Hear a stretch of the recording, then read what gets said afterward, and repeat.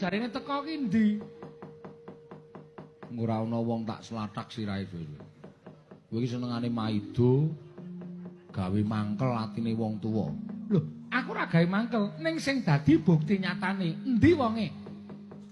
Kowe noleh. Noleh kon ngopo? Noleh to. Tak sawuri lho. Iya. Oh lah kok nek nesu kok elek ora. Lho. Kakang Garkaca. Iya Dimas. Kuwi sapa? Iya, ngono kok njur nesu. Aku nek mutung kowe rabi karepmu ora karepmu lho. Ora aja ngono to Kakang, aja mutungan. Wong kowe kandhane Kakang Garkaca. Iya Dimas. Kakang Antarja. Iya Yayi. Ana apa Dimas Tutusina ngundang karo aku? Kandhane ya Kang. Iki sik Sontoloyo iki arep rabi. Kuwi apa penak ngono kuwi wis ben. Sapa? Sontoloyo sapa? Lho iki wis anggene. Dimas wis anggene arep Palakrama. Iya. Ning nek tanpa pambiyantune Kakang Garkaca ora kelakon sebabe putri sing digayuh njaluk temanten lanang iso ngaturake pepinginane temanten putri. Apa Dimas? Senjata cakra karo cupu manik gambar jagat. Lah, Kakang tak aturi rawuh mrene iki dum gawean. Didum piye?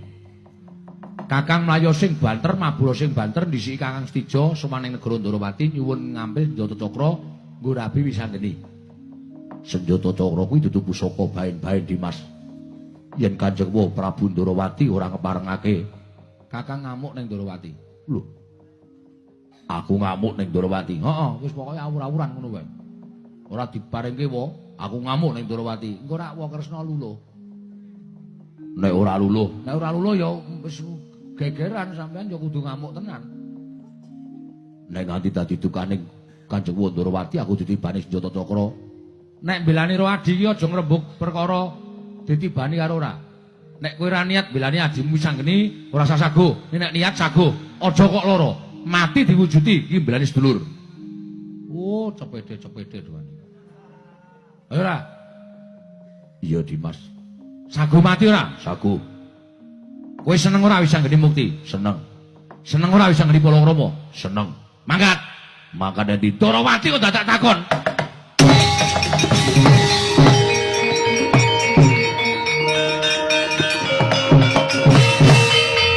Kloter kedua sini. Kakang neng Sabta Pertala. Kon ngopo? Nyuwun ngambil wujude cupu manik gambar jagat. Sing kagungan Ibu Pertiwi. Dudu gending lho iki. Ibu Pertiwi. Ngun mintuk wangsuli Ibu Pertiwi. Gah. Kuwi mapane ning Sabta Pertala. Carane manut. Pokoke cupu manik kudu tekan tanganku. Tangane wis anggeni men Gusti Rana dawuh. Nek ora kelakon, aku ora sudi ngaku Kakang karo kowe. Wis ambles. Wis kae ambles. Iya Dimas, wah, kongkon kok meksa. Mangkat to no? Mangkat. Ya wis guys. Rampung-rampung. Iki nek kongkonan karo kakangane kok jiat ben. Lah iki nek ora dingonokne ndak ora rampung-rampung. Ning kowe seneng to? Kelakon, ya ra. Ya durung kok. Lah ya durung nek wis ana trontong-trontong wong budidaya supaya iso kelakon. Lah iya. Yo, ndonga karo aku bareng men Kakang Gatotkaca Kakang Antarja iso ngaturake senjata cakra karo cupu manik gambar jagat. Nendi? Ayo golek papan sing sepi. Nendi, Kakang? Manut nang jero bumi po. Kowe tak jak mlebu jero bumi men keplepeken, men mudhar kowe. Amma, ayo mo ya golek ning dhuwur wae, ning sing golek sing ngeyup sing kepenak diinteni satya loro. Iya, ayo Kakang yo.